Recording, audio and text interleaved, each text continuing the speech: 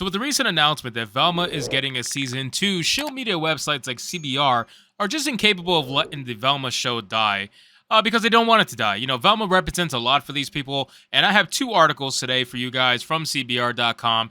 It's going to go in detail from your typical people from CBR that you would expect. They love to talk about Velma. Now, this one in particular is interesting because they are trying to tie the ending of the Velma show to the overall arching premise of the show being sexism and feminism. Yes, they are trying to tie sexism and feminism to the ending of Velma. It is a very, very interesting thing to me that they made that tie, and let's see exactly what they have to say. So this one comes from Morgan Shawnette. Let's see how Morgan Shawnette, wow. Like, why is it so not shocking to me that this person is wearing a mask in their profile picture? Why is this not shocking to me in the slightest, man? Like, what is with this? It's becoming predictable at this point.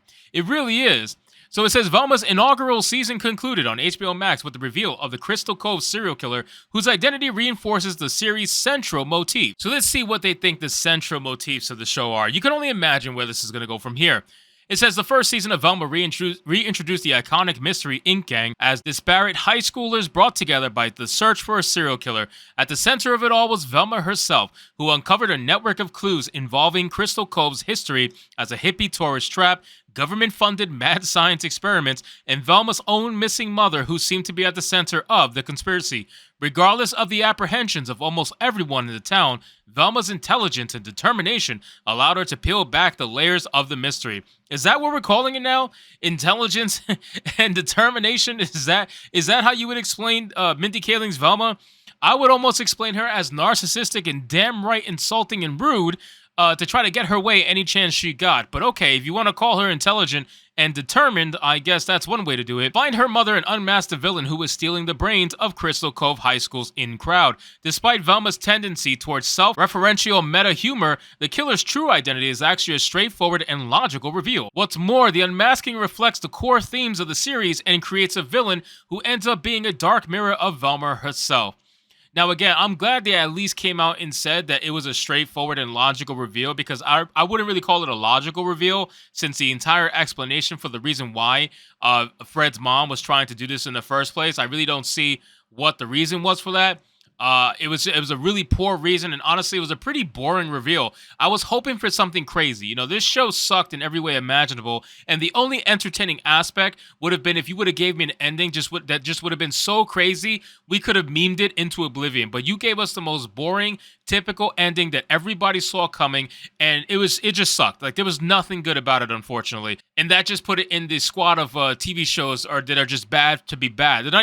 They're not even so bad that they're good. They're just literally bad. In the season finale, the brains of the operation, the mass murderer stalking Crystal Cove, is revealed to be Victoria Jones, the mother of future Mystery Inc. leader and Velma's one-time crush, Fred Jones. I'm surprised you admitted that was Velma's one-time crush. Victoria explains that she realized her coddled and short-tempered son was utterly unfit to inherit Jones Gentleman Accessories, the company she had helped build into a fashion empire. Rather than see her hard work crumble under Fred's stewardship, Victoria unearthed Project Scooby, her father's government-funded research into cerebral transplants, hoping to find a more suitable brain to pilot Fred's body. Victoria began targeting the cool girls at Crystal Cove High in the hopes of finding someone whose ambitions matched her own, and planted the empty bodies to frame Velma for the deaths. However, after realizing that her victims were just as vapid and spoiled as her son, Victoria realized that Velma might actually be the ideal candidate to inherit the Jones family fortune. Velma rejects her offer and attempts to escape with the rest of the Mystery Inc. gang. Victoria pursues them and is accidentally killed by Norval Rogers in the ensuing scuffle. The gang is hailed as heroes despite their hating each other by the end of the season. Now again, I really wish they went the crazy route. I wish they introduced Scooby-Doo at the end. I thought it would have been fantastic if they would have just went the crazy route and put Gigi's brain into Scooby. We've been talking about that for weeks, and they didn't do it. They just decided to go with the laziest route they possibly could, and the entire reason for her doing this just didn't make sense. Why wouldn't she just swap her own brain into the freaking into the brain of Fred if she wanted to do this? Like, if she wanted somebody to take over the company, she could just swap her brain into Fred, have a younger body, and be able to put herself inside of a man, which is exactly what she wanted, because she was saying that men have it so easy in the corporate world that the only way someone can truly be maximized maximum successful as if they were a man. That's the entire premise of this show. Much of Velma Season 1 concerned the heroine's struggles against the deeply ingrained sexism of Crystal Cove, with her classmates and adults alike dismissing her investigation because she's so unlike the other girls at school. This is contrasted by Fred himself, who is not only the heir to a massive fortune, but also intrinsically trusted and acknowledged by the whole town despite his obvious incompetence. Velma has had to fight an uphill battle to get any answers, while Fred has neither the wherewithal nor the motivation to question anything in his life. You guys try to make Velma seem like such a victim, and I think that's the saddest thing about all of this, to be honest with you, because Velma is so narcissistic, Velma is so unlikable, that there's nothing in this TV show that makes someone want to defend Velma. There's nothing in this TV show that makes someone want to root for Velma. She just is so unlikable. People hate her, and they hate her for a good reason. Not only that, she's very unlikable and mean to all of her friends. I don't know why she has any friends to begin with. Norval ends up leaving her behind at the end, and then comes because he's an ultra sim. The moment she says that she loves him, you know, any little thing, he comes back like a running dog. But aside from that, I mean, nobody liked Velma in this TV show. Not even the characters within the TV show, and there's a reason for that. But of course, they want to blame sexism, not the narcissism of the character. No, they want to blame sexism in this world, this TV show. They want to blame sexism. It's interesting. Victoria, despite her status, has more in common with Velma than with Fred. She saw Project Scooby fall apart because her father tried to steal credit for the experiments from Dr. Edna Perdue, the real mastermind of the operation. After building Jones Gentleman Accessories into the brand it is today, she saw history was due to repeat itself thanks to Fred's bloated ego. Like Velma, Victoria has had to work harder than the men in her life just to achieve even half of what was handed to them. In Victoria, the audience sees the same gifted acumen and ceaseless drive that defines Velma herself, and in doing so reveals what might have become of Velma in another life. This is so fucking stupid.